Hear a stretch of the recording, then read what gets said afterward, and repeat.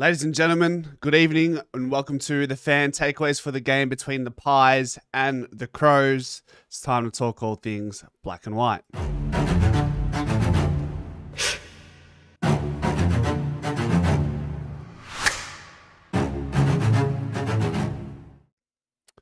All right, so we're here Sunday evening.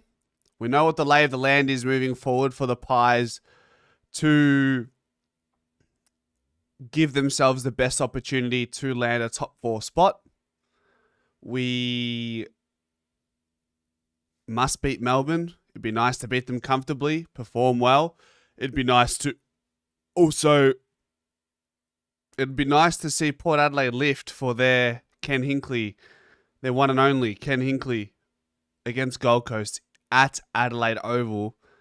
I mean, if they can slip up along the way, that will certainly solidify our top 4 spot. But I do believe we need at the very least, we need Hawthorn to beat Brisbane. So while we will reach that discussion at some point, tonight is an opportunity to share the fan takeaways that you all kindly sent to me via Instagram. So if you want to be a part of that moving forward, follow pies_footy on Instagram. Post game, you'll see an Instagram story and you will get a story. Click on the story, enter your fan takeaway, and you should see your name feature in this segment. I try and get through as many as I can, so we'll just get into it. Welcome everybody that's in the chat. If you guys want to leave your fan takeaways in the chat, I'll try and include them where I can. So I'll keep one eye on the chat, one eye on my phone here for the Instagrams. Okay. All right. So number 1, we have Clean Air Group AUS. Long, Parker, and Allen out. Titch, Howe, and Bobby in. Houston sub. Titch needs to play. I'm sorry, I probably disagree with a lot of that. I think, all right, Long, where was Long? Like, where do we see Long right now in the side? He was, it felt like he found the ball a lot more yesterday, but he didn't use the ball well. Either every second kick he had was smothered. It was a check side kick and it's gone wayward. Like, I don't know what we're missing. Well, I feel like there is something missing from Ned Long's game, and it's something we discussed before he had this breakout period early this season, was his kicking efficiencies, or his kicking inefficiencies, really. 45% yesterday. That was always the question. Was he going to be able to improve his passing ability, really? Okay, his handballing was better yesterday, I feel. But yeah, certainly too many smothered kicks, too many kicks that just are going awry. So for Ned Long to find continuity for the sake of his career, he would need to somehow just find a little bit more composure. I feel like there were moments, if we go back to the game, there were crucial moments where he just, a little handball here and there, a bit of composure with the kicks, and he becomes that much a better player. You tie that in. Did he have any tackles? Of course he would have, right? 4 tackles, a goal assist. It's not numbers that are screaming off the stat sheet as well when your name is up on the table for selection. So that first piece to the fan takeaway, okay, I can somewhat agree with that. Fair enough. Parker, you want Parker out. I can't seem to agree with that suggestion that Parker should be out of the side. I think he was cool, calm, and composed is how I would describe his performance at the end of the day. And then he says, or whoever this person is, Clean Air Group AUS, says Titch, Howe, and Bobby in. Look, the whole Bobby conversation, we've beaten it like it's a dead horse. I feel like any conversation, until we hear anything new, is just it's going to go nowhere. And I don't want to put any more conversation to it than what it's already had. Let's leave that for Media Street. Let them do their spin. Let's just focus on what we focus on things that are closer to the field than what we've had to deal with Bobby Hill in his world. Let that be. We've spoken about it to the furthest lengths.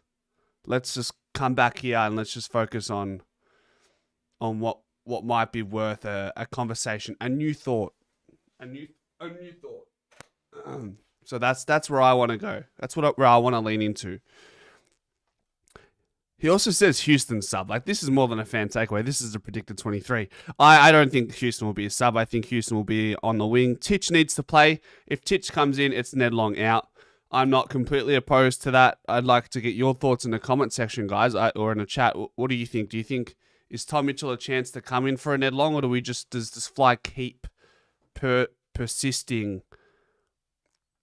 Mitch Cleary sitting in. Yeah, we're going to leave it at that, Josh. Like, Josh, little tidbits like that, okay, but beyond that, man, I'm probably not just. I'm literally just going to get to the point where I'm just going to ignore Bobby Hill comments or Bobby Hill media until he plays, until there's some sort of promise that he will be considered for selection. Until then, we'll just focus on other things. We got so much more we can talk about. All right, next one. Ben Cranston. Forwards need an overhaul, 50-plus entries, and can't tick over the scoreboard. It's always a tough conversation, the way, when we talk about the way we've gone inside 50 over the last 4 to 6 weeks. Because for the good part of the last 3 years, it hasn't been an issue. We've always been an elite side going inside 50. I think this is just a really dark period, and it's further exacerbated by a really bad game against Hawthorn and then a game against the Crows where we're playing in horrible conditions. In the end, Adelaide probably played the conditions a little bit better in moments, and they have Riley Thilthorpe. We have Dan McStay. We try and hit up Jamie Elliott like he's 6'6". But guess what? He can almost mark it better than someone who's 6'6" at the highest point. That's the problem we have, or one of the problems we have. So that's that. Thank you for that, Ben Cranston. Next one, Dylan Mastos, 16-5 free kicks after quarter time. Don't like blame the umpires, but it's hard to ignore this one. Now, obviously, this was a pretty serious. Or there was a lot of conversation around the umpires and the Riley Thilthorpe. As soon as I see Riley Thilthorpe kicking that ball across the boundary, I'm thinking Fremantle 2024, Lockie Sullivan puts the ball on the ground. I'm like, where's the consistency?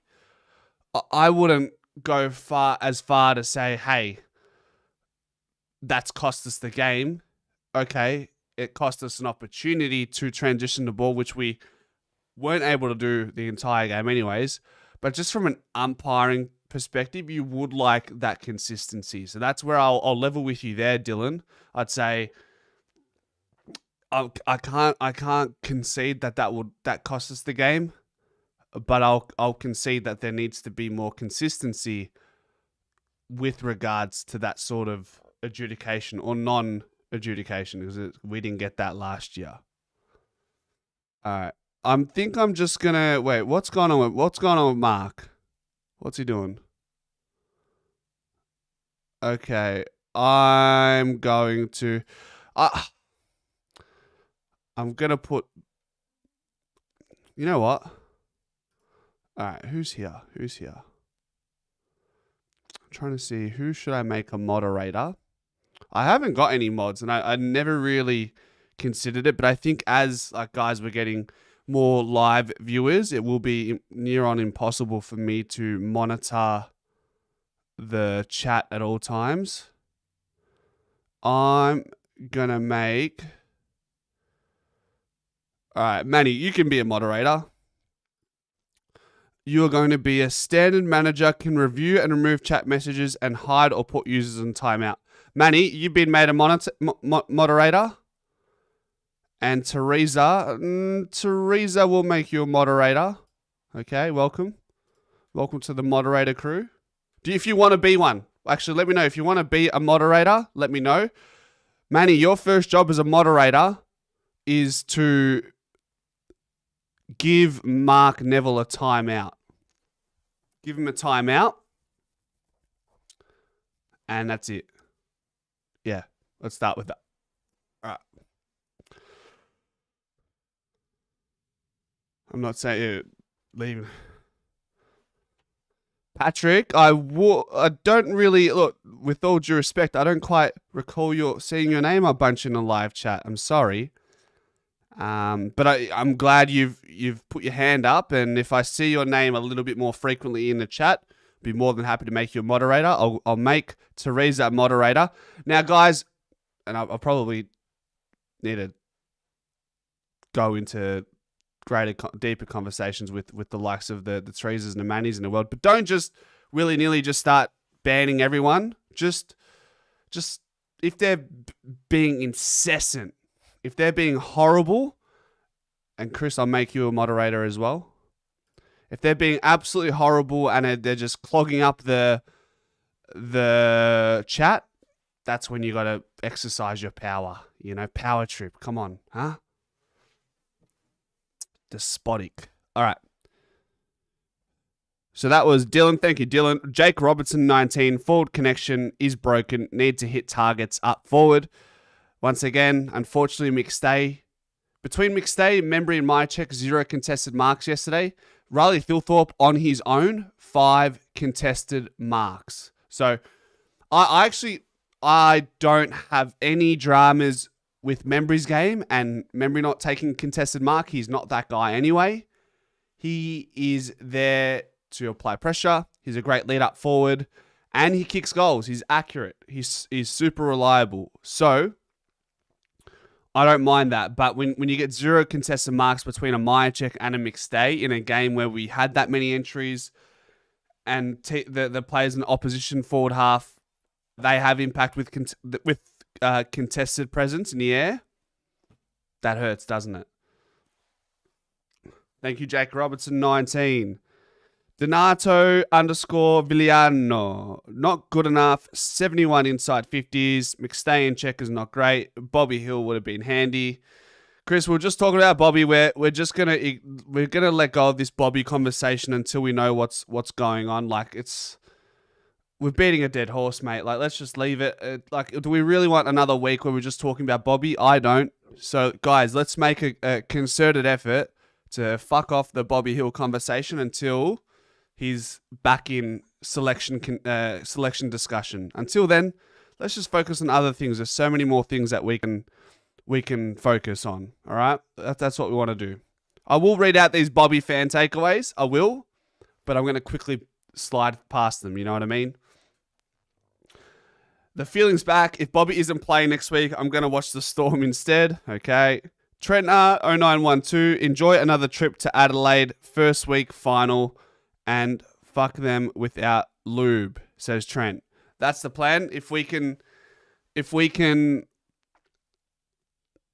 get that match back in Adelaide,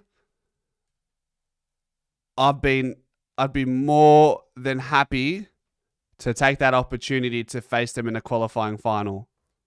All right? So that's I think that's one we'd all want back, including the players in better weather conditions, okay? Rocket Rondo 9, Perryman is underrated. Now, this guy came with a hefty price tag, okay? And he's not going to be the player that has 20-odd touches and kicks a goal or a goal assist or whatever it may be, score involvements. He's a part of, guys, he's a part of this group in the backline. And I feel like they almost deserve a catchy name. You know, we got the Triple M's, right? But what about Quaynor, Perryman, and Maynard? It's like they're a group.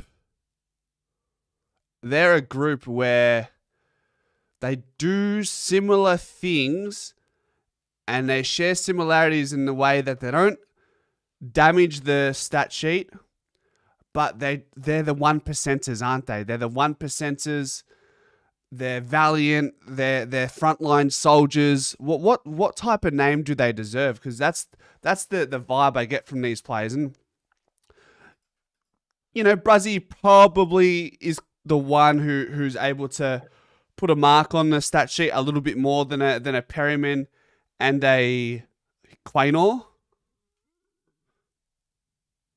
So, and it's one of those things. These players, maybe Bruzzy, okay, but Quaynor and Perryman, you do have to watch them week in, week out to understand what value they bring to a team.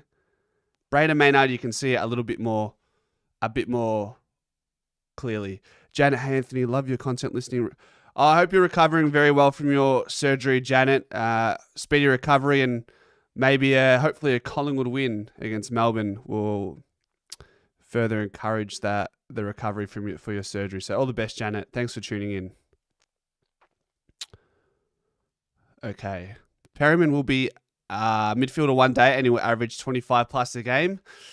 Oh, I mean, how old is he? How old is the Pez? Is he 26, Pez? Let's see. He doesn't really offer much X factor. That's why I feel like this defender role that he is currently wearing right now is the best possible role for him. He's 27. He's going to be 28 next year. To be a late conversion into a full-time midfielder. He has not spent a lot of time in the midfield since 2022. He maybe spent 30% of his season in the midfield. Beyond that, he has spent very little time, and just 10% of his games have been in the middle of the field this year. So I don't know if we need him in the midfield. We still need more speed. So how we get that and how we work that out, I don't know. But we seemed to go okay in the clearances yesterday with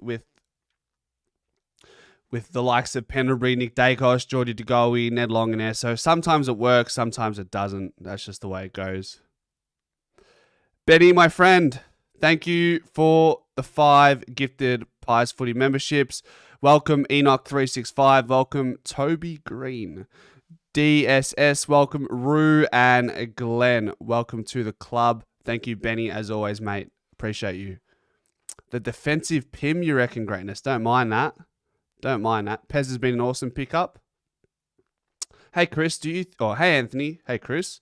Do you think Cox might play this week and McStay gets dropped this week for Collingwood? Oh, asking me the difficult questions very early in the week, Chris, and we're not even at Monday. Look, I would be very surprised if McStay gets dropped. I think at the end of the day, he still plays a role where he serves DC as a second ruck. Yes, that conversation gets neutralized if Mason Cox comes in. Mason Cox had a decent game, 20 touches and a goal. I didn't watch the game, but from the numbers, he looked like he went well. I'd be curious to hear what people thought of Mason Cox's game in the VFL yesterday.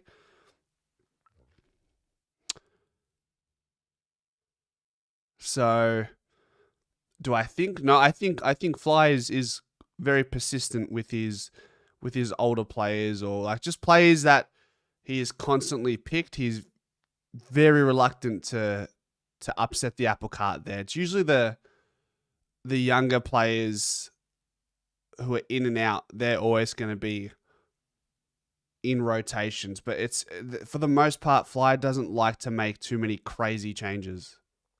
So that's that. Let's get on to the next fan takeaway. Mick Curry says cooked. Zahira Wilson 01 says Riley Thilthorpe is a fraud. Okay. Benny, the man, the Kai Zero says, the KO Zero says that was something we can build on again. And that was the overarching feeling after the game. That post-game show could have gone as short as a minute. We could have said, look, something to build on. Top 4 still potentially there. Let's build on that. We've rectified a lot of issues on the field in that one game, which is what an experienced side is capable of doing. Before that, it was a lot of people were fearful of what was to come in that game, including myself. I was like, fuck, this could be ugly. This could be a real reality check. But it was just a friendly reminder, hey, we're still there. We're still there. Okay? And that was a lot of what we were talking about throughout the week. It's like 120 minutes can change our perspective on the outlook of the rest of the season. And I feel like that's what it did. A win along with that would have been perfect. It would be a much different conversation, but the conversation still, and now we've steered away from at least for now, and at least most of you have steered away from we're old, we're slow, we're cooked identity that people slap on us at times. I think like 16, 17 games is a large sample size to trust. All right, when we do this, and we've done that for a long time, for an extended period, we can recapture that. And what have we said this week going into that game against Adelaide? We've hit the bottom of our barrel, relatively speaking. Now it's time to bounce back up. And I felt like we started that. Chat, should I bring back Mark? I think you just put him in a timeout, man. I think you just put him in a timeout. What option did you have? If you put him in a timeout, he should be out for he's been put in a timeout for X amount of minutes. I don't think I gave you the privilege of banning him. I'm new to the whole moderator scene, so if anybody understands how moderators work on this, let me know. Let me know. I think I can ban Mark permanently if I choose to, but Manny has the power to put him in a timeout. All right.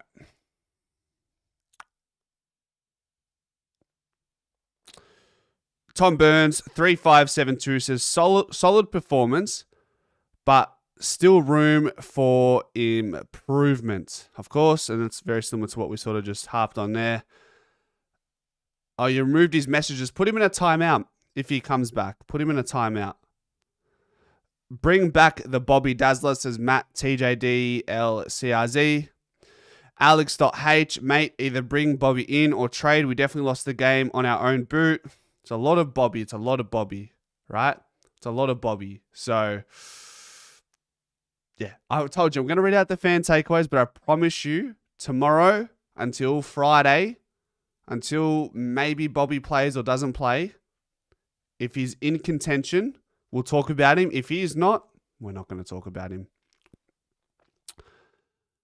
Billy_O says, no one gives up a lead easier than us. Probably. I beg to differ. I feel like that happens in most situations for any team. That's just sport. I mean, we give up leads. Other teams give up leads. Is there a stat that Collingwood have given up the most lead this year? I know I understand we gave up the lead against Fremantle. We gave up a lead against Adelaide. But like, what's 4 or 5 goals these days anyways? How many times have we come back? How many times have we come back from 4 or 5 goals over the last 2-3 years? Billy_O then says, Darcy Moore is borderline a liability. Look, if Darcy Moore was at a 2 out of 10 last week, he was a 6.5. He was a 6 out of 10. 6.5. I'll give him a 6.5 out of 10 last night. That's what I'll give him. So that version of Darcy Moore we can manage with. Fuck it, Manny. Your head, the power's got into your head, man. You're a tyrant. You're a tyrant at heart, mate. Fuck. Hello, Manny. Power trip. Billy_O. We might win next week and we'll be out in the first week of finals. You see, the things with these fan takeaways, it's raw immediately after the game. So people come out with these unforgiving statements, relentless. Like, it's like, you know what it is? The fan takeaways is like someone opening up their journal after the game and writing all these things that nobody else will ever see except they happen to open their phone, they click on my story, and instead of grabbing their pen, they put their fucking little fingers to the test, and they articulate and express. They press post, and they've realized that they've sent me a DM that's now going to be publicized. And Billy O's, he's sent a couple, so he was definitely venting. It's a safe space here. But yeah, we might win next week and be out in the first week of finals. That could happen, but I hope it doesn't. How about that?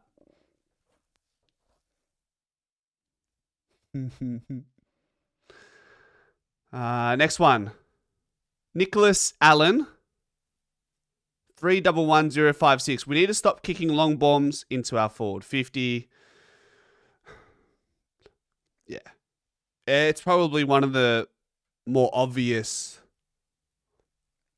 more glaring observations that we saw in that game was just too comfortable going along down the line, and Adelaide went corridor earlier than us, and they were rewarded. We decided to go corridor in the last 7 minutes, and we saw the best 7 minutes of the game. Ironically, it was the last 7 minutes. I don't know. I think that's just the way it is. It's like, who's going to blink first? And then the scoreboard will always dictate how you play. If you're up, you're probably going to play a lot more conservatively. You'll be submissive. If you're down, you're going to go for it. If it's a tug of war, you might mirror what your opponents are doing. And that's what happened yesterday, I feel, at least in that game. That's what I felt. Mags Travels says, umpires in WA and SA games listen to home crowd for advice on calls. Which is, I don't know if they listen to the crowd, but certainly the reaction from the crowd on certain actions that they see on the field will warrant a reaction. It will definitely provoke a decision. It will beg a decision to the umpire for the home crowd's favour. Like if someone gets tackled, but say an Adelaide player tackles a Collingwood player, it's like 40-60 not holding the ball, but because the crowd reacted so vehemently, the umpire will roll with the crowd. Like it's just psychology 101, isn't it? Okay. Umpires were disgusting, says Kaylee Lyons. PG _ black and white heart says our defensive and pressure game is back. Held the most potent forward line to 59 points. Okay. So some of this is fair, like to keep Adelaide to 59 points, but and that was largely due to the fact that we just completely owned territory. The conditions probably leaned in our favour. And the way the game played out, it sort of did. It nullified their offensive weapons. But to be fair, Riley Thilthorpe played as if he was in a part of a game that was in Western Australia. It was 35 degrees. It was just clunking and one grab. That's it. Rangatank 93 says robbed right in front of me, and that's probably. Regarding the outcome, I'm wondering if that's in regards to Riley Thorpe just kicking the ball as well out over the boundary. Mike Isles, a Discord friend who was having a meltdown today, it seems. Simply still not good. I hope we turn it around in the finals, but this one stings hard. Let it sting. Let it fester. But soon enough, it will be Friday and all will be up for grabs. Melbourne aren't going to be a walkover, guys, and I know most of you would not be saying that either. Like, it's the AFL. Outside of North, West Coast and Richmond, anything can happen. And even those teams have had some pretty impressive wins over the course this season.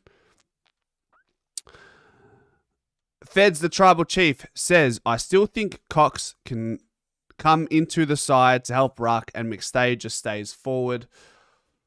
I really do wonder how much McStay playing in the ruck affects his ability to impose himself in game. One of the things I was saying in the pre-season, I was pretty strong in it. I fervently believed that McStay needed to play full-time forward, and I just didn't know if he was a good enough backup ruckman. Now, the latter has proven otherwise. He's a decent backup ruckman, pinch hitting ruck. But my initial point was he needs to be a full-time forward. And I feel like to give Dan McStay the best opportunity to thrive and find continuity and rhythm is to have him in the forward line on a full-time basis. The issue is DC cannot ruck for 90% of the game. And outside of McStay and DC, who do we really have to pinch hit in the ruck? So that's the tough one. I mean, like Western Bulldogs, they have Sam Darcy who can pinch hit in the ruck. Adelaide have Riley Thilthorpe who can pinch hit in a ruck, and they are both exceptional. Like, they could be ruckmen full-time if they wanted to be. So, yeah, McStay is definitely out of form. There's probably an element of just a lack of stability in understanding where he's going to be on a week-to-week basis. That is a reality. That is very difficult to work with. Yes, our team is system-based. Yes, we have versatile players, but to be playing defense one week, forward the next, ruck in each of those games as well. He's playing 3 different positions in the space of 120 minutes. It's a lot to deal with. Now, does he need to be better? Bottom line, yes. But the throwing him around like he isn't supposed to be this 6'6" weapon in our forward half is probably to his demise. Would I go as far to say, hey, Mason Cox needs to come in lieu of McStay? McStay hasn't been great. He's been very poor in the last 6 weeks. But I think Mason Cox has had an even poorer season to date. So who do you want to bet on?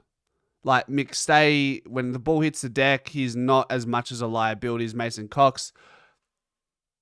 When Mason Cox is at his best, he's patchy. Same to yeah. I don't know what the answer is. But if you ask me, do I think McStay gets dropped for Cox? I'd say unlikely this week. What do you guys think in the chat? 1, if you think McStay will stay in the side. 2, if you think he'll be dropped.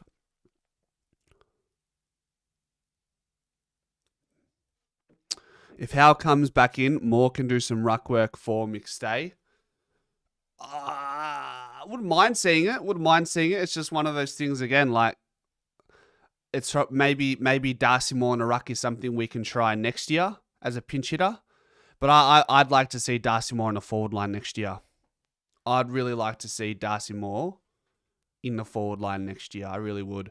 If we get Jeremy Howe, Silvani, Billy Frampton in the back line, Reef McInnes, hopefully he can develop into a really good defender. I'd like to see Darcy Moore, ruck, and forward. So how about this? All right, let's do a poll. Let's put one eye on the future here. Let's go Darcy Moore in 2026. Defender. Forward. And ruck. All right. How about that? I'm curious. I would love to try Darcy Moore forward if we get Jack Silvani. Absolutely. Maybe it's not about having 3 key forwards. You didn't hear the question. I said 1, if you think McStay will be dropped. 2, if he keeps his position. Maybe it's not about having 3 key forwards. When McStay was injured, Elliott was playing exceptionally well up forward. It'll be interesting to see what they do next week. It will be. It's more of a watch this space, isn't it, Emma? You know why we're missing? We miss Sullivan. Yeah. I'd love to see Darcy Moore wing and float. Ooh. Now that's exciting. Darcy Moore. I mean, if you want to take out a leaf out of Adelaide's book, why can't Darcy Moore be a Daniel Curtin on the wing? Isn't Dan Curtin like 6'6", 6'5"? Interesting. I should have had that as an option. Don't see fly dropping McStay. Me neither, Mello. Missing Harvey Harrison? Come on. Look, his youth and his energy would be appreciated, but I don't know if we can say we'd be missing him right now. Hopefully he's gonna be an integral piece, and hopefully he can build on the year he had last year. But he was still finding his feet. I don't know what type of role he would have had this year. That's hard to sort of, looking into the crystal ball and seeing what Harvey could have been for us this year. It's hard to really dive into that. I think if it was round 10 and McStay was playing the way he is, he would be dropped up. We wouldn't be changing things now. The same goes to Liverpool. Lipinski? Yeah. Could be. Could have been the case. Some ruck attendances by Moore is no different than midfielders doing some ruck work. Well, the other thing is, like, if you get Darcy Moore around the ball more, like what they did with Dan Houston in safer positions, you can just build confidence that way. Get him in the ruck. Help him find the footy. Let him feel that leather skin. Let him take a couple marks forward centre. Look what we did with Dan Houston. We put Will Barker in the back line. It was a calculated risk. We put Dan Houston on a wing. He probably had one of his better games for the season, right? And that was just taking away the pressure that Dan Houston had when disposing the ball in our back half. So that worked. Maybe flirting with Darcy Moore's... Yeah, Liverpool, I know. Flirting with Darcy Moore's position next year could help him be more confident if he finds the ball more. That's the thing. Shane Munzer. Dan Curtin played midfield most of his junior career. I wasn't aware of that. And he's way more athletic and nimble, especially at ground level. Now, that's real. As Fly would say, that's real. That's probably why in the end I didn't have wing as an option. It would be... I'd be curious to see it. I'd be curious, but I'd be more willing to bet on Darcy Moore playing a forward, being tried out as a forward ruck next year. I don't agree on Lipinski. I'd have Bobby Hill or Steele instead of him. You can't have a guy who won't tackle in finals. He was a little bit soft yesterday, which is kind of his usual self at times, isn't it, Lipinski? A few hard balls that were there to be won. That was the loudest stadium I've ever been to last night. Really? Godzilla. Are you from SA or did you travel down? Lee Brown was also a defender at times in 2010 along with his ruck duties. Okay. Interesting. Matthew Richardson nearly won a Brownlow on the wing. I thought Nick Rewalt, in the twilight of his career, he was really good. I thought he was really good on the wing. That sort of extended his final days as an AFL player. I can't say I remember the Matthew Richardson one. I would have been alive, but I would have been young.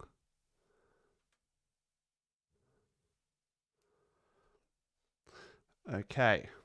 Did we have all the fan takeaways here? Let me just check. Hold on. The last one was A. Karagiovannis. Shocking umpire. Still no excuses. 71 inside 50s. We should have won that game easily. We travelled down for this game. Did you drive? Did you drive, Godzilla? I hope you didn't. Houston kicked a nice goal, which pumped him up to move him up the ground. I think we should persist with this Dan Houston on the wing. Maybe that can be our next poll. Let's do that. By the way, it seems like 62% of you would be open to the idea of Darcy Moore in the forward/ruck if Jack Silvani comes along. What was I going to say here? What was my question? Dan Houston for the rest of the season. Wing, halfback, other. How about that? Curious. For me, personally, I'd like to see Dan Houston on the wing again, at least for the game against Melbourne. Pies supporters have been really quiet this year. Is that because we've just won that many games more comfortably, and it's just a bit of it's a recency bias maybe? And then when you go back to 22, 23, where there were so many cardiac games, obviously the crowd's going to be a lot more invested. and they're going to ride every single moment. But when you're the first half of the year, most of your games are done by half time. I'm thinking about Brisbane, Sydney, Hawthorn, these type of games, North, West Coast. I think about these games, we don't really ride the emotions as much because those games weren't as close as they've been in the past. Yeah. Oh, wow. Yep. I remember Cooney winning the Brownlow, so Richo was right behind him. Gee whiz. Can't drop Parker. I don't think Parker will be dropped for next week. Look, the full to reap the full immersion of an experience within a stadium, we need chance that will filter around the ground. It has to transcend beyond just the typical Collingwood. Like, you look at the EPL, you look at European basketball, you look at the energy in those stadiums. There's ways beyond reacting to what's happening on the field to encourage some sort of fight back. And unfortunately, for whatever reason, just the Australian culture in the AFL don't have chants that reverberate around the whole ground for 120 minutes. Whereas if you go to even if you go to an A-League game, if you go to a Melbourne Victory game 10 years ago, the ambience, there would only ever be 20, 30,000 in the stadium at an Amy Park or an Etihad Stadium, but it would fill out. It would ring around the stadium because of the energy, because of the sounds, because of the constant singing for 90 minutes. But it's just hard to put my finger on it. This isn't Anfield. You need it to be organised. Well, I mean, we have a cheer squad, Daniel. We have a cheer squad who can potentially organise that. But yeah, I don't know where it starts and where it ends and how we get there. We need another Schultz. Schultz was great. McCreary's another type of version of Schultz, isn't he? Although Schultz was playing very deep last night. It was at fullback at one point. I was like, well, geez. But it would be great if players had a chant. Yeah, just your own songs. We need songs, but seemingly it's just a bit. It's just not. I don't know. Crowds don't. I don't know. Someone said last night Schultz was the cause of Collingwood's problems. Now, nah. Mexican wave, you reckon? Nah. We're better than that. Chris, mate, thanks for asking. Yeah, it was just the local pub. I was there till about 1, got home and went to bed, and then woke up and did what did we do? We did the player ratings, we did the Flyers presser, we prepared for this show, went to the sauna, did a steam sauna spa, that was nice. Went into the pool, a cold pool. Yeah, so my local sauna or local recreation centre has been under renovations recently, so I was sort of I was fiending a nice little recovery session for the last few weeks. So I was starved of it, but today I got what I needed. How in this week? That would be huge. That will be huge. Yeah, Shooter just took defending from the front half to a whole new level. Teresa, that's what happened. Oh, Godzilla, we did drive down straight back after the game. I didn't want to stay there. Gee whiz. Tough. Hey, I commend the bravery for heading to Adelaide Oval, not knowing what type of game we were going to get. Fareed, welcome. I can't believe we were one game left of the home and away season. I know. Don't worry, Teresa, I'll tell you one thing for free. I'll tell you one thing, guys. When the season ends, there will be so much content. Probably more than what you get in season. Off-season, trade, free agency, draft, pre-season, you typically get, there's a lot more interest because it's the unknown. It's the new shiny toys are coming into the world, into your world. So there will be a lot of live streams and a lot of content. So don't worry. It will feel like when the season's over, it will feel like the season's just around the corner again. That's my promise. That's what I'm going to try bring to you guys. Okay? 27th of September. Adelaide, Manny, what are you talking about? Is that the grand final? Who does Howe come in for? Fareed, we will save that for the predicted 23, which we will do. Ooh. Probably do it Tuesday. I'm thinking Tuesday. Don't worry, Voided. I'll be there. We'll be there. We'll be here. Here's a question. Billy and Checkers, if one of them leave and you decide which one is it, I'm keeping Jamie and I'm getting rid of Brody Myercheck. I think Jamie just has more X factor. He has the clutch gene. Checkers is very workmanlike. I think as harsh as this sounds, he's probably a little bit more. And here's the thing, Jamie Elliott's pressure at ground level is pretty good as well. It's a hard question. It's a question I prefer not to answer, but because you asked, I will do. MD, where are you, brother? We need didgeridoos, like thousands of them going nuts. What about what are they called in the 2010 World Cup in South Africa? They played these things that started with a B, and it was quite annoying, but it does add to the ambience. It's just constant. Boo. Checkers can go and get games in Charlie West. That's the other thing. Ele chronological. Ella. He was elite last night. So he said, it's funny, at the end of the stream last night, he goes, I don't want to do another 4-hour marathon. I wake up this morning, I see on my newsfeed, he's just gone for another 4 hours. Who was there until for the full allotment of 4 hours? You guys, crazy. Yeah, we were definitely better last night for sure. Fareed, can you teach me how to make the lineup in Canva in the lineup? What do you mean? Like, do you know how to... Well, I don't know what your level of understanding is when it comes to Canva, Fareed. It's pretty simple. Like, I just write font.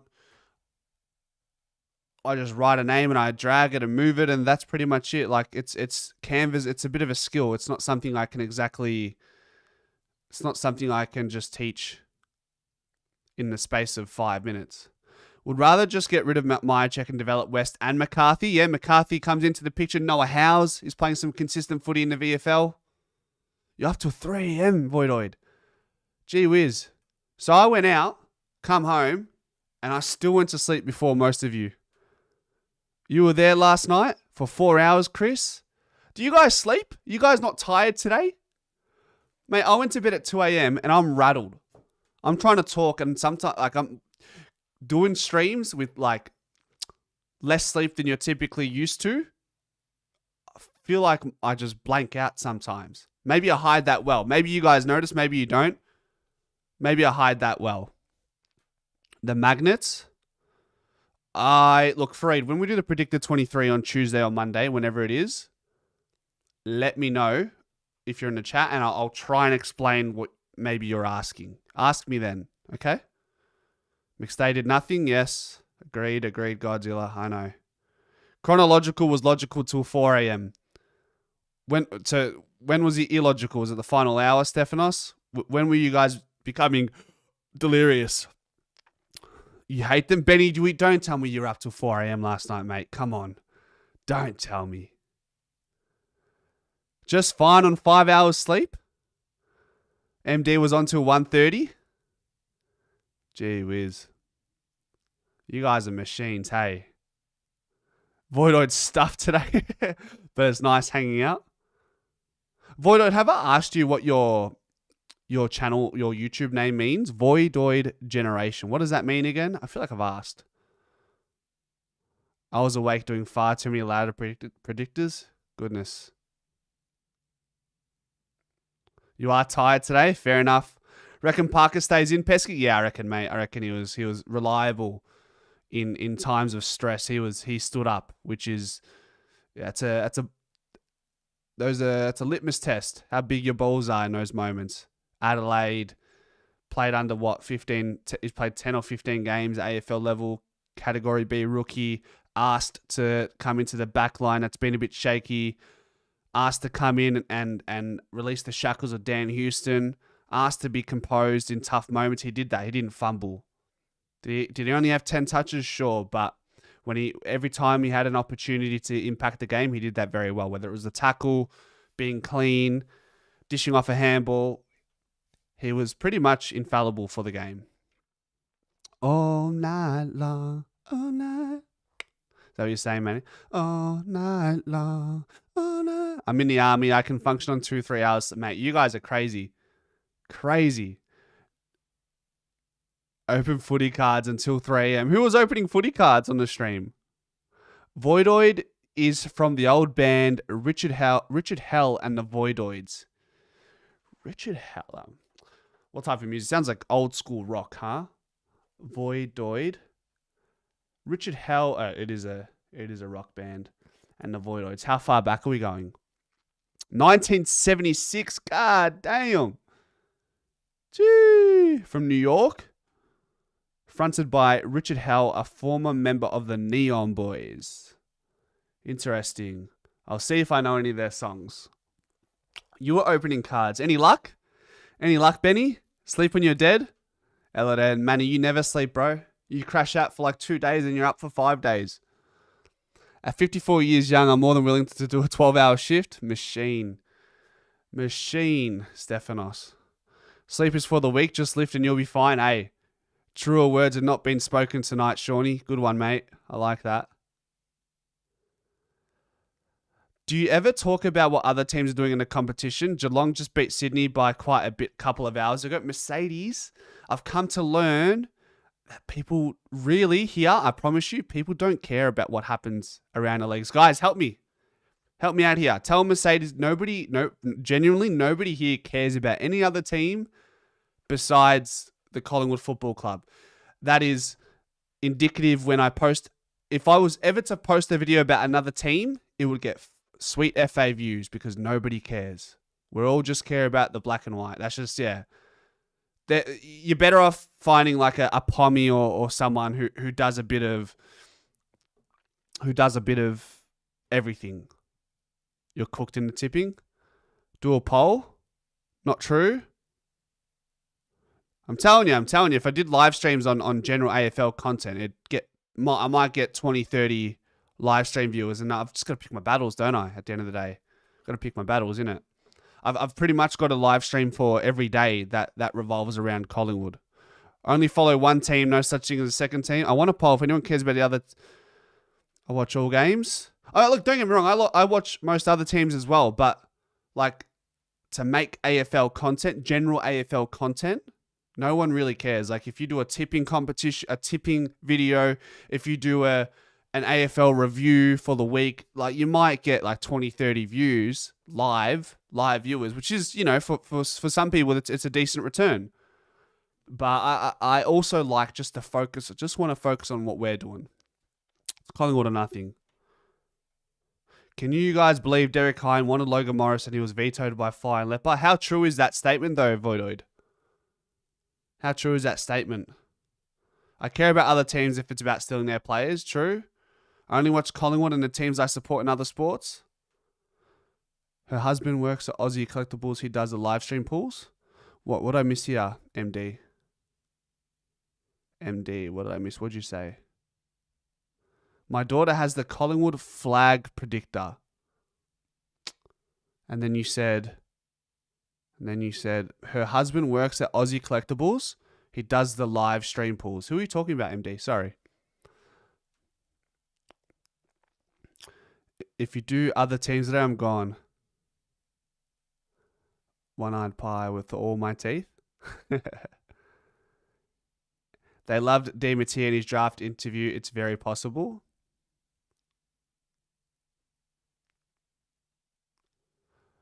Guys, give the Bobby Hill discussions a rest. I'm telling you, we're nursing that one. We're putting that one to bed for at least. If he is in consideration to play this week, we will talk about Bobby Hill. But anything outside of those boundaries, we will not talk about Bobby Hill. Thank you. Please. If you want to talk about Bobby Hill, go to SEN, go to Fox Footy, go to Twitter. You'll get enough Bobby Hill content there. You will get piss all Bobby Hill content this week. I guarantee you. And I need you guys in the chat. I really need you guys to help me out with this one. If people will persist with the Bobby Hill conversation in chat, just tell them, hey, just calm your farm when we're just putting that one to the side for a bit because we're sick of it. It's a dead horse. We're sick of it. Okay? Yeah, it's Bobby over the hill. That's a good one, Voidoid. I like that one. It's Bobby over the hill. All right? For now. I like that, Voidoid. That's good. We don't say his name. It's forbidden for now, Teresa. I'm not saying, hey, by the way, Teresa, I'm not saying put someone in a timeout, but if they're being incessant and they're reluctant to not talk about, they're not willing to stop the conversation about Mr. Over the Hill, then we'll do timeouts. People should be allowed to talk about whatever they want. Doesn't mean you have to cover it. People should be allowed to talk about whatever. Mate, RJ, this channel is the furthest thing from muting people, but when things become incessant and we continue to speculate about something we just don't know enough about now, and it's just boring. It's boring talking about Bobby Hill. Like, with all due respect to Bobby and what's going on with whatever is happening, it's boring. We're more creative. We can think deeper than just reverting to this whole Bobby Hill conversation. It's sickening. It's out of our control. Let's focus on new conversations that have come out of the game against Adelaide. Let's talk about the connection piece. Let's talk about Will Parker. Let's talk about Billy Frampton playing really well. Let's talk about Dan Houston having more impact on the wing. That's all. That's what I'm trying to say. Anthony, what is your... Hold on, where are we?